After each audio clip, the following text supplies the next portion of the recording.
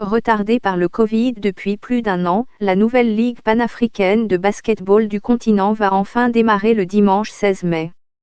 Les meilleures équipes de clubs de basket-ball d'Afrique s'affrontent à partir de dimanche dans la capitale rwandaise, Kigali, dans le cadre d'une nouvelle compétition professionnelle conçue pour promouvoir le sport, stimuler la croissance économique et découvrir les meilleurs talents en devenir. Ces objectifs sont en partie à l'origine de la participation de la NBA, qui contribue à l'organisation d'une ligue en dehors des États-Unis pour la première fois. Nous sommes ici en Afrique parce que nous pensons que nous pouvons avoir le plus grand impact, explique Adam Silver, le commissaire de la NBA.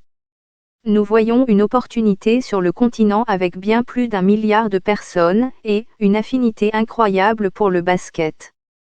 La FIBA, l'organe directeur mondial du basketball, est également impliquée dans la chasse au prochain Joel Embiid, Cameroun, ou Pascal Siakam, Cameroun. Comme ce jeu est sur le point de commencer, il y aura plus de joueurs sortant du continent que nous n'avons pas vus auparavant. La compétition remplace l'ancienne Ligue africaine de basketball, un autre tournoi panafricain de clubs, qui existait depuis 1971. La balle était censée débuter en mars de l'année dernière, mais le Covid y mit un terme, c'est pourquoi le coup d'envoi est finalement donné avec 14 mois de retard. Comment la balle fonctionnera-t-il ? Eh bien, on peut dire que c'est un peu comme la Ligue des champions de football en Europe. 12 équipes sont concernées et, pour la première édition, les champions nationaux d'Angola, d'Égypte, du Maroc, du Nigeria, du Sénégal et de Tunisie sont tous assurés d'une place.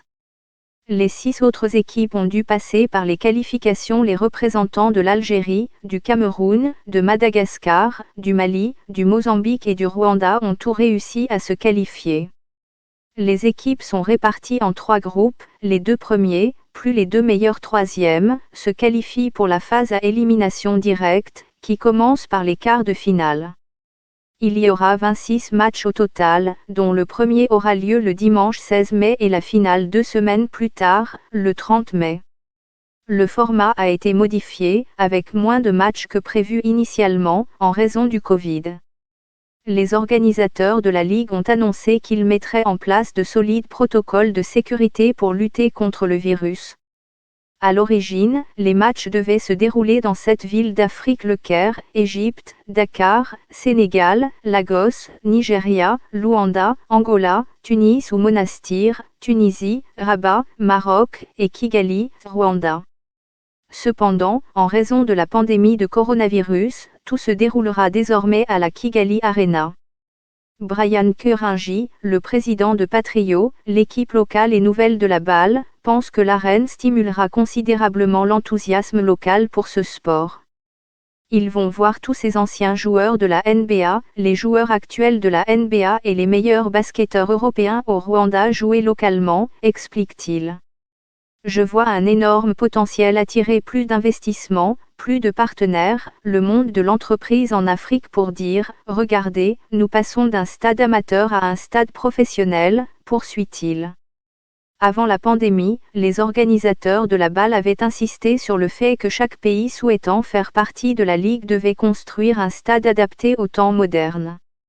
Vous devez répondre aux mêmes critères de stade que ceux que nous avons aux États-Unis, a indiqué Mutombo, né en RD Congo, ajoutant qu'il n'avait jamais cru que la NBA organiserait une telle compétition en Afrique. 8 d'entre eux doivent être issus du pays d'origine. Seuls 4 joueurs étrangers sont autorisés, dont 2 doivent venir d'autres pays africains. Cela signifie qu'au moins 120 des 144 joueurs concernés seront africains. C'est un plaisir de réaliser mon rêve, a commenté Cedar Segamba, joueur des Patriots. En grandissant comme un enfant, j'ai toujours voulu jouer dans la Ligue africaine.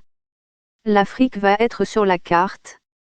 Au cours d'une carrière de 18 ans, Mutombo a joué pour 6 équipes de la NBA et est largement considéré comme l'un des plus grands joueurs défensifs de l'histoire de la Ligue, se classant 2e sur la liste des joueurs ayant bloqué le plus de tirs. N'ayant commencé à jouer au basket qu'après avoir été repéré alors qu'il étudiait pour devenir médecin dans une université américaine, l'octuple All-Star de la NBA pense que la balle va créer un chemin beaucoup plus clair vers le sommet pour les talents africains. Cela va changer le niveau du basketball africain, a-t-il affirmé.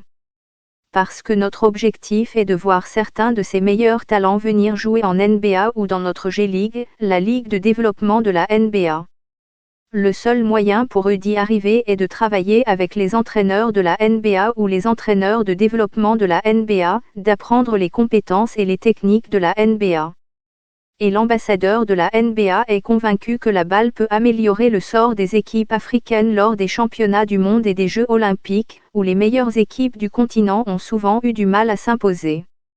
La raison pour laquelle nous n'avons pas été capables d'aller loin aux Jeux olympiques est la suivante, explique Mutombo. Les joueurs américains jouent 4 matchs par semaine, les joueurs européens s'entraînent 2 fois par jour, 7 jours sur 7, et jouent un match par semaine, mais les joueurs africains jouent 1 fois par semaine ou 1 fois toutes les 2 semaines et s'entraînent 2 fois par semaine en raison du manque de transport, du manque de fonds. Maintenant, nous parlons de construire plus d'installations d'entraînement où chaque équipe aura un endroit qu'elle appellera sa maison. La NBA, avec son investissement, va changer cela, révèle-t-il.